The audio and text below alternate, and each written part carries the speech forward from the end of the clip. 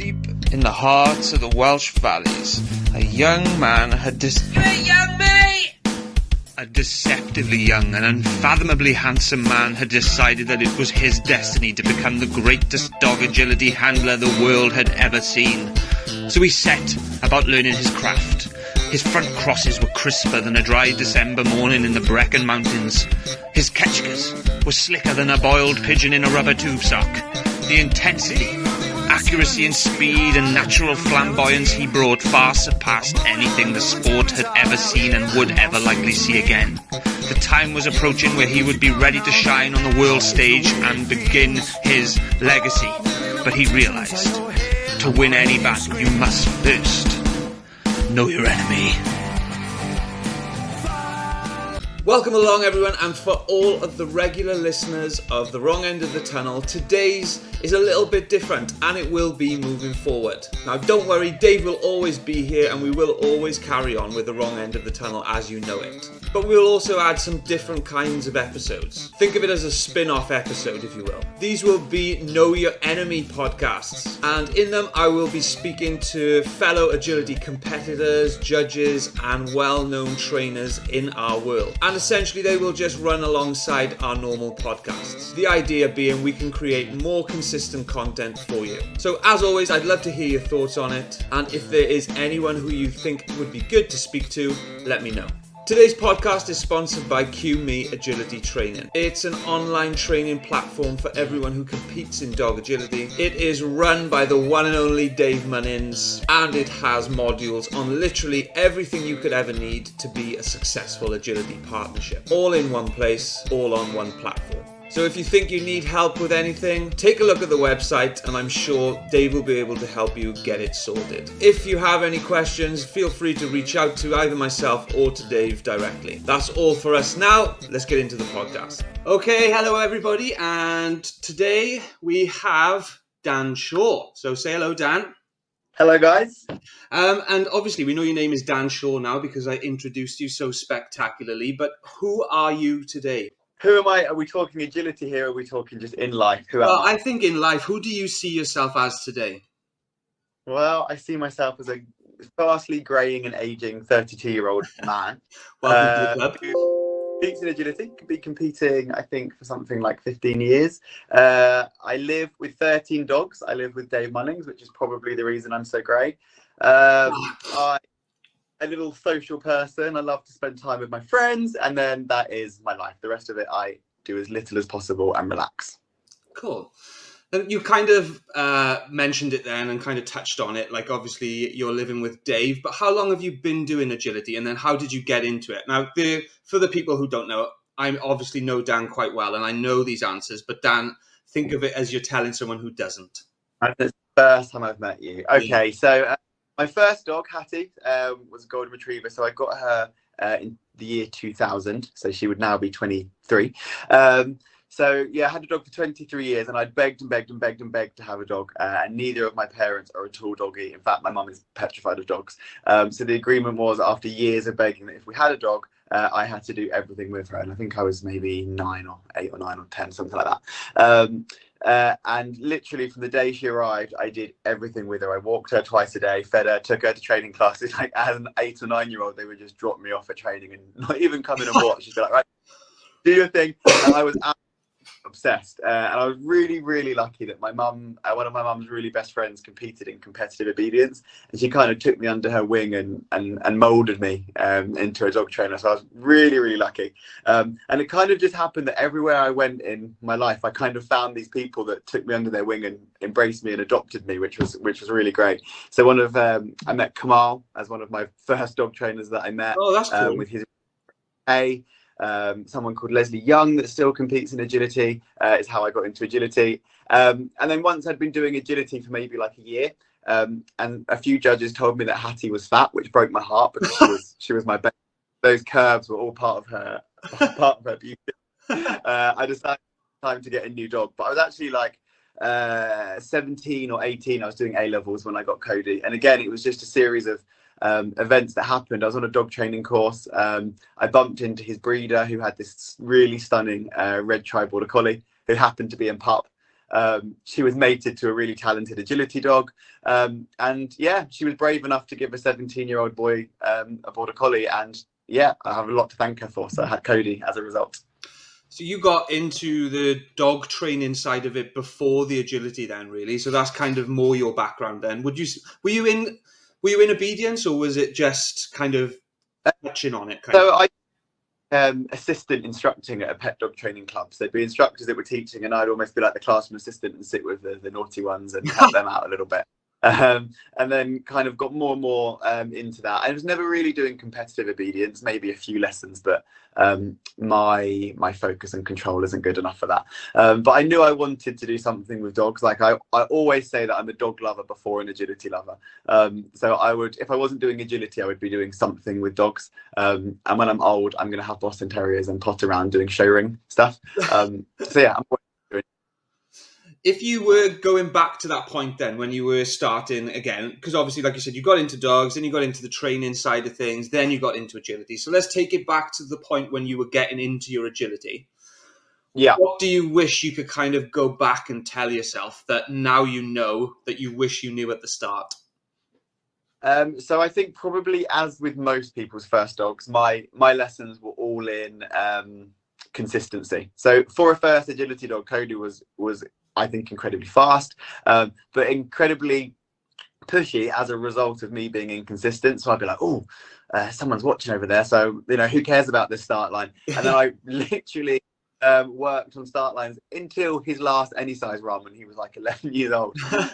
So yeah, I would say it would be inconsistency. I think I always embraced the fun of it. I was never someone that put pressure on my dogs or anything like that. But I would definitely say be more consistent, because then I probably would have achieved more with the earlier dogs. I think it was Cody. I'm not 100%. You'll be able to correct me on this. And it was before I knew you properly, but I was competing in the Welsh team in the WOs, and it was my first ever one. And I remember you were in a games class and you got E'd at number 1 because one of your dogs broke their weight. Was that Cody? Yeah, that was probably Cody. And I was probably going in like Billy Big Bollocks as well, because the year before we'd gone to our first WAO and he'd got a gold medal in games. I was like, I can do this. And then we travelled to the Netherlands the next year, and then he went over. I can't really remember how games work. It's been years since I've done it, but you have to do like a red or something. And off he shot over the wrong colour because he broke his start line, and his only event there was games. So I was done. I just remember thinking, because obviously I knew who you were, but I didn't know you at the time. And I remember thinking, oh, Dan won it last year. This is going to be a good run. The dog just shot off without you being ready. And like I said, I can't remember exactly what happened, but I just remember it was over very quickly. And I don't think you even took a step. I like to keep you all on your toes. You never know what's going to happen. Okay, so similar question, but kind of in the reverse. If you were going back to that time again when you started, was there any advice you got given which you kind of wish you'd ignored? Oh, that's a good question. Like I say, I think I was very privileged that I was only ever taught by good people. So sometimes in my job, I have to do the work that other people have done because they've not gone to the correct people. I don't feel like I had a huge amount of that happening to me. I guess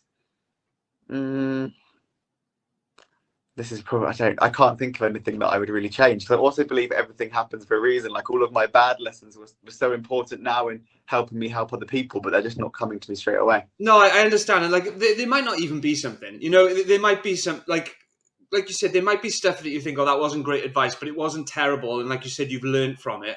But equally, I know there's some times where I actually wasn't told it, but I overheard it, someone being told it. And I just remember thinking, even at the time when I wasn't very experienced, that's probably not the best way to go about it. The dog wasn't doing something, and the trainer, who I won't mention, said, make them do it.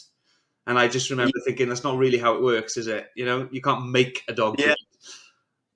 Now you say that, I can think of so many things. So agility now is so different to what it was 15 years ago. So I remember agility. I mean, I'm incredibly soft on my dogs now, but back then I was ridiculous. I mean, they could have killed.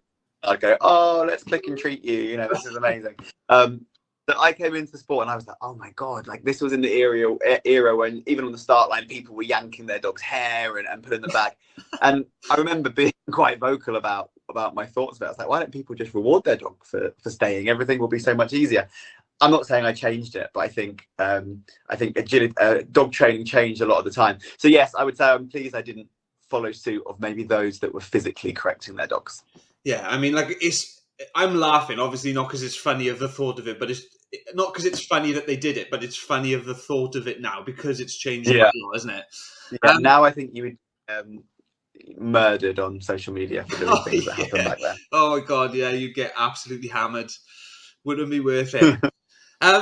You said a couple of people who I know then, you mentioned you kind of started, obviously, well, not obviously, but I'm good friends with Kamal as well. Throughout your training, obviously, you've gone through a few different trainers, I would expect. Is there one piece of advice that someone told you that was like, I don't want to say life-changing because that's a bit over the top, but made a massive difference immediately? Someone said something and you're like, oh my God, how did I not think that? Or how did I not know that before, kind of thing? Yeah, so I remember my first ever seminar with Dave, which is actually how I met him. And my dogs very much ran next to me, and I ran as fast as I could, like an absolute bat, like with arms everywhere, even where they are now, just frantically running and just screaming "go" everywhere. And he was like, "Can do some of the work for you," and I was like, "Oh yeah, that's a good idea actually." I might try that. And I started teaching the dogs to actually do things by sending on and working away from me. And from then on, I was like, oh, this is actually a lot easier. So yeah, that would probably be my most important piece of advice. Yeah, I think there are still some people. I want to see if this light. That's fine. I think there's still some people who need that advice given to them as well. You see it a lot. And I know I get accused of running with my dogs a lot, but also. Yeah, I try to mix it up for my students. So if obviously if they've got the ability to run, I want to see that they can handle when they're running. Yeah, for sure. And once they've shown me that, I'll be like, let's see what you can do now when you're not running. Let's see what the dog's capable of. I think it's important to have that little mixture of the two. Yeah, well, like I said, I was fortunate enough to train one of my dogs with you on Agility Geek, and I remember one of the things that you said at the start was make sure that you handle it. I won't say like who, but make sure you handle it in a certain way so that you're not running all the time, to make sure they do understand. And it's important to get the balance thing, basically, isn't it? Yeah, 100%. So then you're at a level now where you're competing for the GB team. And I think this question is different for everyone, and that's okay, but I want you to answer it from your point of view. What do you see as success, and what is your biggest success up to this point? This is a great question, and it's something I was talking about with an EA competitor from abroad, because I messaged him and said, like, for me, you were one of my winners because the dog went in and it had so many good runs and it just had those little unlucky moments. So it did get me thinking, like, if you go to every event and your aim is to win this event and that's your idea of success, you'll probably never be successful and you'll never be happy. My aim is always to come away from the events feeling like I personally couldn't have done any better, I couldn't have been more focused, I couldn't have tried any harder, and that my dog enjoyed its time and didn't feel any pressure and didn't have a bad experience based on my results. So yeah, I would say success for me is, have you trained your dog in a way that is nice for the dog's having an amazing time, and are you getting as good a results as you possibly can? Yeah, and it's like I've done a few of these now. I've got a few more to do, and I've spoken to multiple people who I would consider at the top end of competition in agility, and it is quite not startling because I suppose I expected it, but it's quite eye-opening that most people have not focused on the end result, but have focused on the process, and they're like saying about how they want to make sure that they've done everything they can and they are as prepared as they can be. They're not saying like, oh, I want to finish first, even though obviously the ultimate goal is great if you can finish first, but the focus is always on the process rather than the outcome. And I think that's... And finding that enjoyment in the process as well. So when you win crafts, you have this moment of 10 minutes of euphoria where you're like, oh my God, this is amazing. But the way I always word it to people is I don't know that feeling's any better than when you have a breakthrough in training. Yeah. You know, when you have a breakthrough in training and you're just such a high and you're messaging everyone like, I had the best training session. that the feeling is not that much different to Crufts. The only difference with Crufts is other people are there to experience it with you. That's the only difference. But the other thing with the people in Crufts, and this is not a knock because this is what it is, but most of the people who are at Crufts watching have got no idea what agility is. Yeah. Because like I was fortunate enough to have qualified for Crufts this year. I did a couple of events and I loved it. Great experience. But then on the day that I wasn't competing, I went and watched and I sat in the crowd, and like the things that the people in the crowd were saying, it really gives you a perspective to like how little they actually care about who wins. They're just like loving the fact that a dog is running through a tunnel. Do you know what I mean? It's like, and like you're stressing out about how tight the collection is on a turn and all this kind of stuff. They got no idea. They've got no idea at all. The only people who are watching that are the people in the competition. Yeah, and they have literally no clue the hours that must go into this. It's like when we watch any other sport, we're like, oh, that, you know, the tennis ball, that can't be hard. But the hours and hours and hours of work that go into it is insane. Yeah, 100%. While we are talking on the subject of kind of like success, there are obviously we've just had the EOs now. Give people a timescale of when this is being recorded, and I'm sure you watched a lot of it. Was there anyone there who, and I don't like to say admire, because I don't want you to think that, you know, you're giving too much credit to other people who might essentially be your competitors. But is there anyone who you watch and you try to kind of like emulate them as a trainer or as a handler or any of that kind of thing? Who do you really, who do you admire then? And you don't have to say Dave, someone from abroad. Okay, cool. So something I always look for is someone's ability to have not necessarily continually, but a fair number of reasonably good dogs, because anyone can have one good dog and be lucky. Some dogs literally just come out the womb knowing what agility is, and really the handler is being dragged along by the dog to the ladder of success. So I always look for those people that are continually bringing out amazing dogs and sticking by their dogs that maybe weren't particularly easy, and those dogs still get really good results. So from abroad, I'd be looking at like Lisa Frick. Every dog she has, she gets to an international level, even if that dog's not been easy. Silas, I always love watching. His dogs seem to always be talented. Max Springs, Tobias. And then there's also, like, I could name so many. I watch so many people. I'm just like, I have so much respect for them. Within this country, when I started, people like Tony Dawkins, were absolutely amazing, and they still are now. So I have so much respect for people like that as well, that have managed to stay competing at the top level for so many years. I think is admirable, because it takes a huge chunk out of your life to be at the top, and to remain there is not easy. So anyone that does that, I have masses and masses of respect for.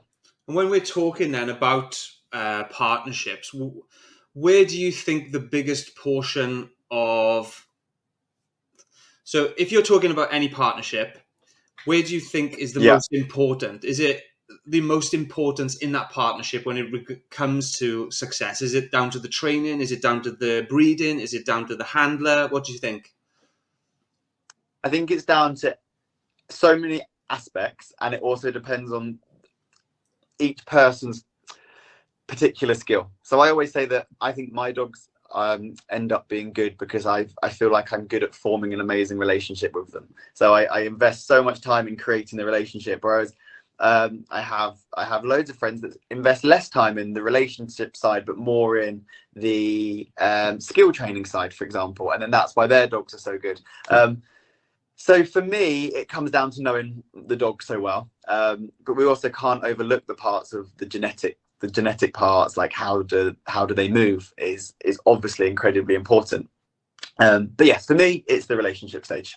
I know you train a lot of dogs. How early do you feel you can see if a dog is going to be, and I know I hesitate to use the word successful, because I know successful is different to different people, but how early do you think you can see a dog is going to be fairly naturally talented?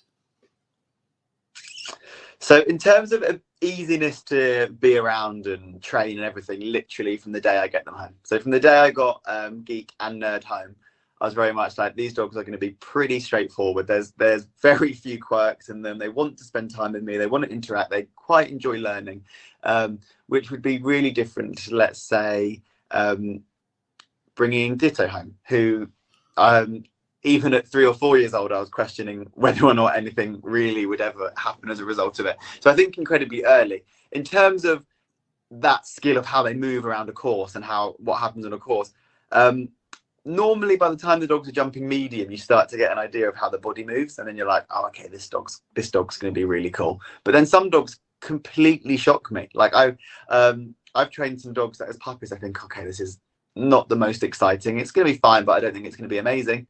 And they've gone on to win the biggest events in the world. So sometimes they can shock us. Do you feel the same with dogs that you train that aren't yours as well? Are you able to kind of spot it fairly early?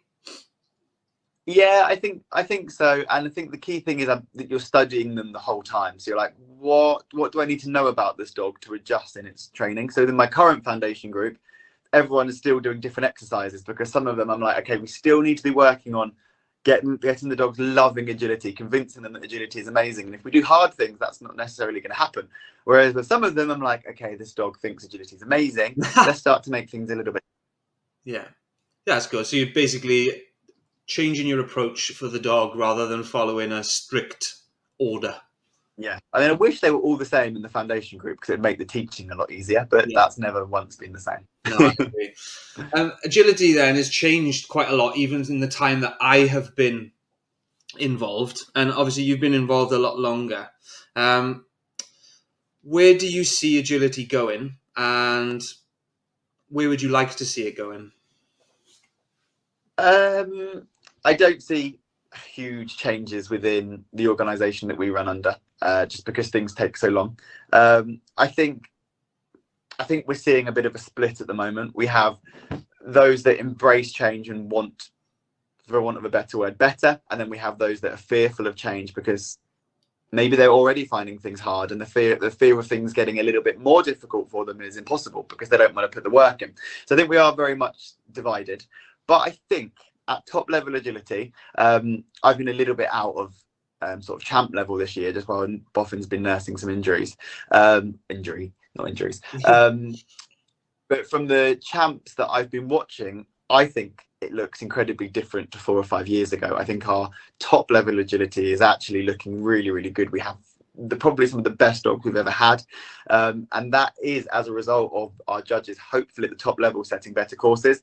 My wish would be that we would see that at lower level.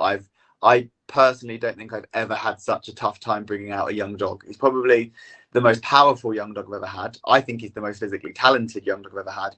Yet his body cannot negotiate these courses that are meant to be making our lives, our young dogs' lives, motivating and fun and easier. I would struggle to get my agility champions around them. Yeah, I completely agree regarding that as well. I mean, it comes down, I think, a little bit to once the dogs are at the top level, you'd hope their experience will help them with the courses. But it should be a case that they don't need that experience at the lower levels because, as you say, they're usually young dogs. And I've recently brought Funky Duck through the grades, and I'm a bit more fortunate because she is a bit smaller. So she is able to navigate those tighter lines a little bit. It's not easy. She still has to put her body through the ringer to do it. And she shouldn't have to. But yeah, it's hard. It's really hard getting out of the lower grades. Really, really tough. And the smaller the jump, the safer the smaller distances are, as a general rule. So I'm just like, a course can look okay when you watch it on small. And then as you see the jumps go to full height, you're like, whoa, how are they going to fit through those gaps? The bit that usually... I don't know how many people realise it with regarding course design, but the bit that really kills me, and there's plenty of bit that really kills me, but the bit that really kills me is when you have a long line of jumps and there's like 7 meter gap going into an 8 meter gap, going into an 8.5, and then all of a sudden there's like a 5 meter gap going in. And it's like, how is the dog meant to do that? I mean, I don't know if you think you're being kind by reducing the distance before a contact, but you're making it so much harder and so much more dangerous. And you're teaching the dog to not actually extend once you've given it a line of extension. And it's just, I mean, you guys are doing a really good job on that as well with the the courses that you're running. Do you want to say a little bit about that, or? Yeah, so I'm going to talk about Love the Lines, yeah? Yeah. So Love the Lines was formulated after I'd driven, I think, 4.5 hours to go to a champ show, walked the course and drove home. And I basically rang a whole group of people, which ended up being Neil Ellis, Dave, who was not with me at the show, Martin Reed, and Becky now Hodgson. And I was like, right, guys, we have to do something because we've tried everything that we can. We've tried upping our judging schedules. And do I judge as much as others? No, but it's finding a balance of being able to remain at the top and try to do 3 to 4 appointments a year, which I feel like is a reasonable amount for me. Anyway, I'm going off track. So I rang them and said, we need to do something. And then I came up with the idea of offering free CPD because the people that we were trying to target on the whole weren't going out of their way to learn for themselves. They were very much stuck in their ways. So I then rang some venues and I said, right, can you guys donate these venues for free? Which Ogilvy Dogs, Dog Sports Derby and the Dog Barn gave us free venues. So we now had free presenters and free venues. So I could basically organise these days to put out to mass market. So each of the days had 50 people on it. So we ended up being able to give out 150 free spaces to educate our judges. And I think it did a lot of good. I would say maybe minorly frustratingly is the people that booked onto them were already learning and they were already doing some of their own learning. A lot of the people that needed it most didn't. But hey, there's going to be more of them, so maybe they will. I'll try not to be a cynic. But it covered topics just about course design. It wasn't about judges' rules at all. So as always, when you try and do anything in any world, especially the dog world, you'll get all your cynics come out and they were saying, well, that person missed marking a person's refusal. I was like, yeah, they're a human being. And our course at no point was about it was always about course design. And I genuinely believe that those 4 presenters are 4 of our best UK course designers. And we have some other incredible ones like Natalie, to name one of them. Like, we have so many incredible course designers, and I think we should be utilising them for learning in the UK. Yeah, and like from someone who wasn't involved in the organisation, because perhaps you are a bit cynical on it, I do think it has been a success, just because there's more people talking about it, and that's got to be a good thing. I do agree that perhaps the only issue is the people that really needed to go on it are probably the people that don't realise they need to go on it.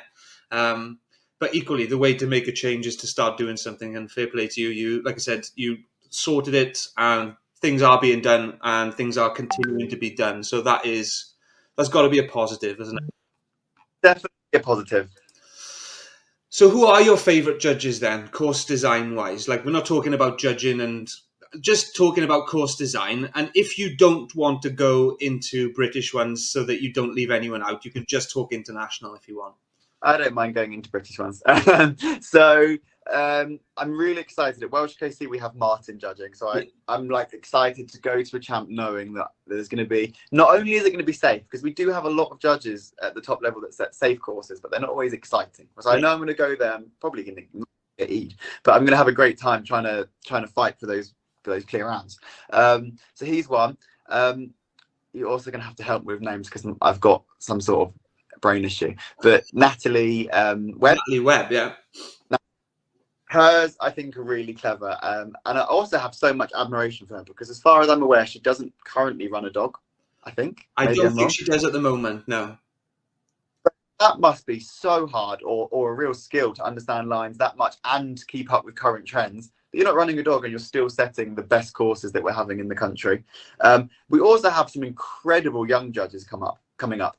I'm not going to say the names because, again, I'm awful with names. But like a lot of the shows I've been to, we've had some really young judges. They're looking like maybe 18 to 22. And they are setting incredible courses, which is so exciting to know that they're going to hopefully be judging more. What about international judges then? Whose do you look at and always think, oh, I'd like to run that? Yoke. That's for 2 reasons. That's my favourite as well. Yeah, he's my absolute favourite. One is I would scream for him because I could also just look at him all day. He's an incredibly handsome man. I don't know what he looks like. I can't comment. And the second reason is his courses The style I think has changed a bit in the last month from the ones I've seen released. Still like them, but before that I think very flowy but very technical, which is such a hard balance to get because we tend to either get really easy and flowy or really hard. To create the flow and the skills is a really hard skill to create, but he seems to nail it every time. So I have huge admiration for that. What is the one rule in agility that you would change then? Oh, that's a good question. The one rule I would change. So in terms of course design, they have a rule abroad. I don't know if it's a rule or a guideline. I think it's a rule that you can't use the same piece of equipment within 4 jumps. So you couldn't do like a jump, and then come back to that jump again. And what that rule creates is flow, because it means that it has to move you to a new part of the course rather than static areas in the same point, same place the whole time. So that would be the rule I would change in terms of course design and judging.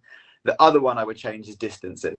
So I actually think the UK has it the best compared to other countries. I think having a max of 7 meters is no longer enough for our fast, powerful dogs. Malamars can still bounce that, and some border collies can still bounce that. So I would actually say that 7 should be the minimum for straight line obstacles. But hey, maybe we'll get there one day. They'd be my rules. I didn't know that rule about not being able to repeat within 4, and that's a really good rule. That would be my rule as well. I didn't know that before, so good for bringing that up. Yeah, I like that. That's a really good one. So, again, you don't need to go into GB dogs here because, again, you don't want to upset anyone. But if you could steal a dog and you're allowed to steal one from every height, what dogs would you have? I like this question because there's so many good dogs, and sometimes this is a question that brings up new dogs that you might not know, or other people. This is also because you know that I'm so sad I spend my life studying dogs. Yeah. So I could talk about this for days. If I could always, and he wasn't my dog, so I can answer it with this, but if I could ever own one dog as my own and have that whole experience and journey of running him, it would be Dobby, because I've never in my entire life watched or met a dog that was as talented as that. And I think every time anyone's asked that question, it's always Dobby that's answered. I've seen it with Nara and stuff. They're always answering. So let's go non-Dobby, non-dog that we've owned that's large. I mean, oh, actually, she's now intermediate, isn't she? Running Clippy looks incredible because dogs and Clippy is turning amazing. So point and run, and I haven't had that luxury. Nerd is my closest to that luxury in terms of the turns.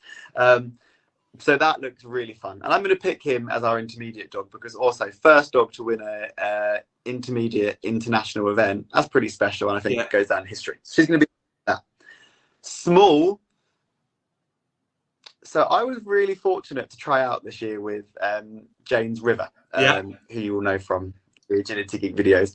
And she was honestly like running a whirlwind. It was so different to what I was expecting, because I thought I'd maybe have a little bit more time than running Boffin, and it would maybe be a little bit more chilled. It was mental. Like she screams the whole way around. So you have to be really loud with your verbals and your body has to be perfect. And because of the screaming, maybe she's not that forgiving, but she's incredibly smart and fast. So she would be my small dog that I would steal. I love her to pieces. Medium. I know you said non-GB, but I'm thinking you can. I'm more than happy for you to. I just thought you might not want to, just in case you left anyone out. I'm going to go Daniel Schroeder's Cashew, the Sheltie. Like literally looks absolutely phenomenal. Won the EOs this year again, didn't he? I think so. He's won the EOs a couple of times, won the Worlds. Absolutely phenomenal dog. And so I still need to pick my large one. Let me think, because I don't want to get this wrong. It's a very important question. It is. This is big. This is big. This is like one of the biggest questions anyone's ever asked me in my entire life. My big dog is going to be, and it's not going to be in the UK. This is such a boring and predictable answer, but imagine running with Say. I'm going to pick Teresa Say. Yeah, you're not the first person to pick that dog. It's but that's the reason is because it's such a cool dog, isn't it? Yeah, that would be my big dog pick. He's auntie to my dog. Would that be right? Because Jack's dad, they're related, aren't they? Yeah. Yeah, cool. Well, that's good. That's a good selection. I think you'd do all right if you were in a team relay with those dogs. Yeah, imagine if I owned all of those dogs at once. You'd be knackered at every event, having to run them all. Will you be running River again next year, do you think? I'm not sure. I think my aim is never to take away. So she's Jane's dog, and Jane absolutely adores her. And it would make me more happy to see Jane qualify with her. So if Jane, I need to chat it through with her, but I think she's tempted to try out with her. So I'd love to. And if she doesn't wish to, then I would also love to try her out. So yeah, that's fair. I wasn't sure if you'd spoken about it because obviously it's kind of halfway through the competing season, so I just wasn't sure. I thought, I loved watching you run that dog. You were obviously having good fun with it as well, and it's one of the reasons why I've decided to get a smaller dog myself, is because it just looks really different to running a large dog. So I'm quite excited to have that as well. Complete game, isn't it? It's definitely on my mind at the moment, thinking about a small dog. It's definitely there. Yeah. Are we allowed to talk about that more or no? We can talk about it. If I was to do it, it would be, I'm almost certain, a Cocker Spaniel. Yeah. Because I love gun dogs. Like, obviously I started with Hattie, and I just love the whole gun dog nature and their softness and their kindness, and the easiness of their brains on the whole. So it would be a Spaniel. It's just, I don't know, it just feels very foreign for me moving away from collies. I spend my life studying collies. When I go to Cockers, I'm like, no, sorry, this is like a foreign language to me. I don't know any of it. It's exciting though. If that's something that you're thinking about, it's not going to be far away maybe. So keep an eye out for Dan running a small, or maybe a medium, or maybe an intermediate. Probably, with my luck, it would go intermediate. Yeah. So let's move away a little bit from the agility questions now. Yeah. What do you think people misunderstand about you the most?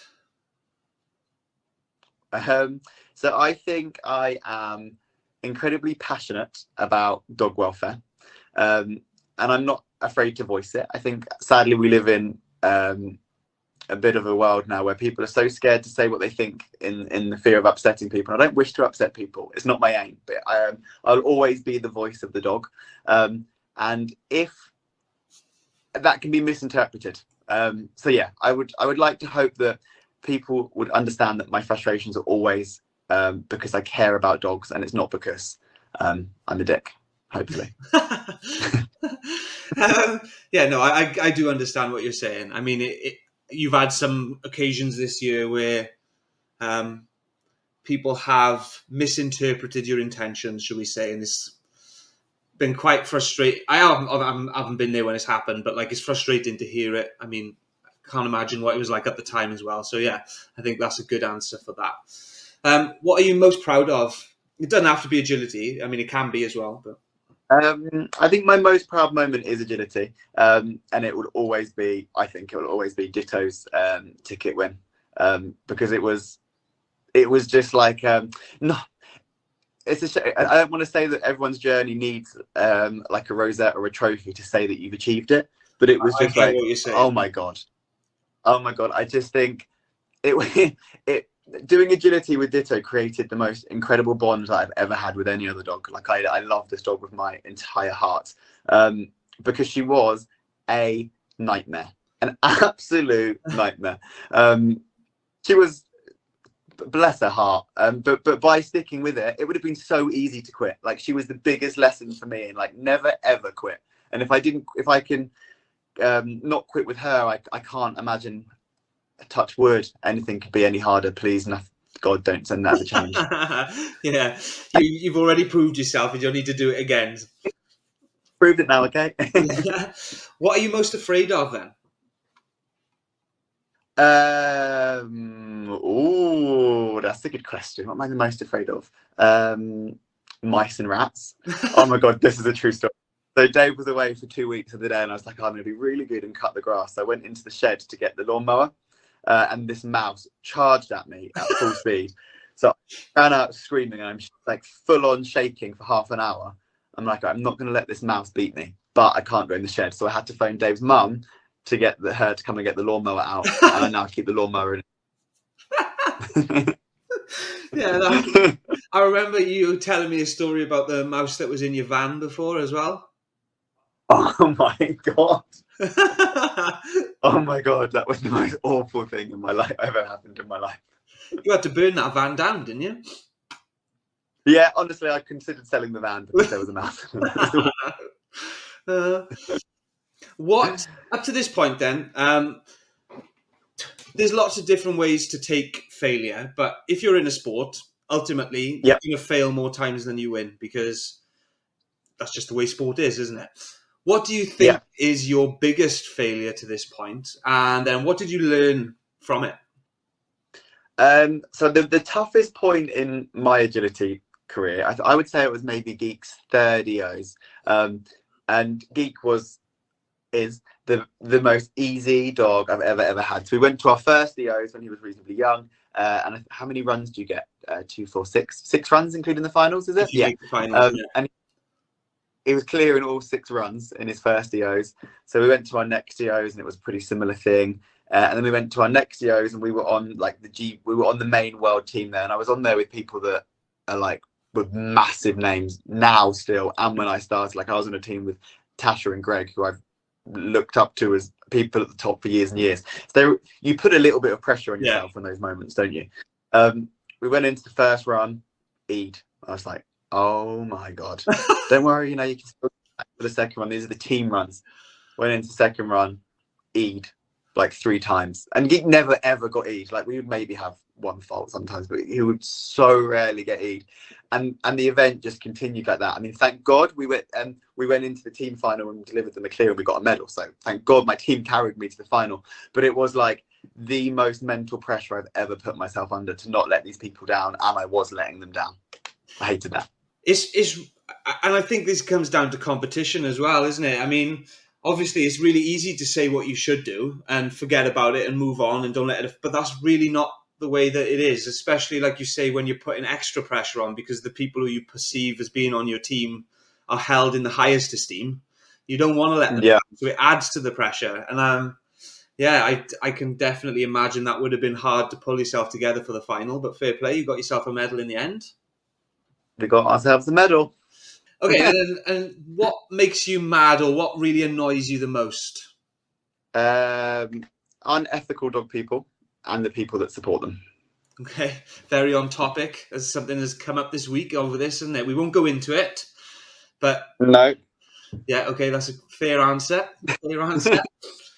What is the best thing that you've bought recently that you would recommend to anyone, and keep it like fairly low price? So obviously, 150 quid tops. So you don't need my new van. I'm not allowing you to say your van, exactly. My paddleboard. Oh, nice. All I need is the sun to come out so that I can go out and use it. Because this is going to be mine and Geek's retirement hobby. We're just going to go out and paddleboard all the time. You haven't been out in it yet then? So I went out in it when we were in the Lake District in the peeing rain, but it was still fun. But we have a really cool river up the road, so I want to just kind of have some summer and spend some time with Geek doing that. Well, you can still go on it in the wet because you're going to get wet anyway. But I do understand that you want the weather to be a bit nicer. I'm allergic to the rain, so that can't happen. So if you've got a crystal ball and you're allowed to look into the future and find out one thing about your life, what period would you go into to find out? Oh, I'm going to go to see how long I'm doing agility for. Okay. I'm going to go and look and be like, okay, what point does he decide to get the Boston Terrier and start? You're just excited to get a Boston Terrier, I think. Yeah. What I'm basically saying is, can that happen quite soon? When you think about it, without looking into your crystal ball, what do you think? How long do you think you'll be competing for? So some people are like die-hard agility people, aren't they? Like Dave wants to be doing agility forever and ever and ever and ever and ever and ever and ever. I just don't know that's me. Like, I'm going to be doing it for still a long time, maybe like another 20 years, which would put me at 52. But yeah, I think I also do want to experience. I think I'm quite good at making sure I do have a life outside of agility. Yeah. But I want to make sure that I haven't dedicated my whole life to running around fields with dogs. As much as I love it, I would love to do some other things as well. Yeah, I think as well, because like your passion initially just came from training dogs, and that can be used in a multitude of different ways, not only agility, and then you can still stay in agility because you can still train dogs if you wanted to. Yeah. Okay, Yeah. we'll go into a quick fire round now, just before the end. You don't need to take Lord. much thought about these. Try and give your first answer. What do you have for breakfast? Oh, you lost signal. What did you say? What did you have for breakfast? So today I started the diet again. So I had bagel with 2 eggs on it. Then I had the porridge with protein powder. And then I had a protein yogurt. So it was pretty filling this morning. I was going to say, yeah, that's a good breakfast. Fair play. That's the best answer. That's the healthiest answer we've ever had. What was the last thing you Googled? I actually think it was really boring. It was probably van seat covers. Oh, damn it. I expect some to come out with some like really random stuff, but I haven't had anything really random yet. When did you last sing a song, and what song was it? What was I singing this morning on my call up, warm up? Oh, how does that song go? It's like, I was humming it. I don't know the words. I was trying to get Nerd in the mood for some running contact. running. Oh, yeah. Do you have to serenade him to get him up for it? Yeah. Yeah, got to kind of wake him up a little bit. Come on, switch the brain on, boy. Do you play any musical instruments? Yeah, actually almost professional at the clarinet, got grade 1. Do you know you are the third person who's played a clarinet? Oh, I thought I was one off. No, I'm surprised. I don't know many people who played it. I've only done about 5 of these, and 3 people have played the clarinet. I'm like, what's going on? One of the reasons that I gave up is at the lessons, my granddad had to play the piano next to me for the exams, and the teacher kept flirting with my granddad, and it was really off-putting, so I quit. Do you believe in ghosts? No, a little bit, yes. Little ghosts, or you kind of believe? Well, I don't, but I don't want to say no in case that means they start haunting me. Have you got any tattoos? No. There's going to be one of Geek, but you said you'll have it done on you. Yeah, I'll do a full leg once you let me use him at stud, and then I'll get him tattooed then. Okay, cool.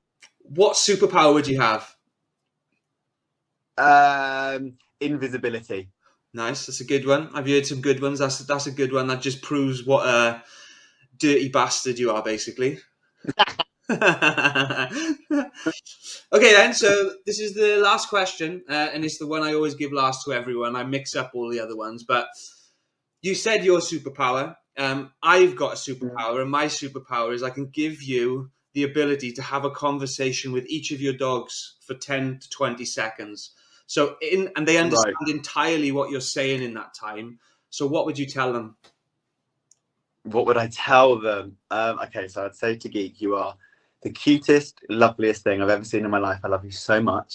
For Boffin, I would say, you are amazing. I admire you, but can you just try and just tone it down just a tiny little bit? Don't point me the way peas on walks because it's embarrassing. For Ditto, I say, you are the cutest thing on earth, but what is it you hate so much about other dogs? Because they don't hate you that much. And for Cody, can you give me some tips on how you are so cool the whole time? Because he is literally the coolest thing. Can they talk back, or they can't? I don't know. I haven't really thought that much about it. I think it's more just a case of you can tell them something and then they understand. Okay, then I would just feed Cody's ego and be like, you are so cool. You are like a little legend. And then for Nerd, I'd be like, right, listen, when I talk, you're meant to respond, and then see if that kind of went in. You're meant to do something, not just look at me. But I would then also tell him he was the cutest little staff lab I've ever seen in my life. Yeah. Good answers. Right, before we go, firstly, thank you for giving up some of your time today, Dan. But have you got anything you'd like to plug?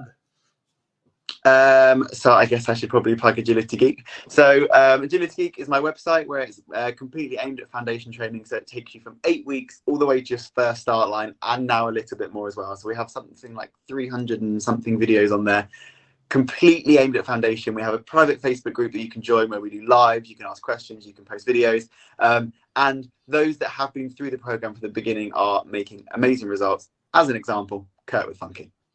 It's a very good website. I'm not allowed to be partial because I've got multiple guests, but it's a very good website. And if people are interested about joining, is there a best way to get in contact with you, Dan? Getting in contact with me is a hard one, but yes, message me on Facebook. We've got an Agility Geek Facebook page, so you can message on there, or you can message me on my private Facebook.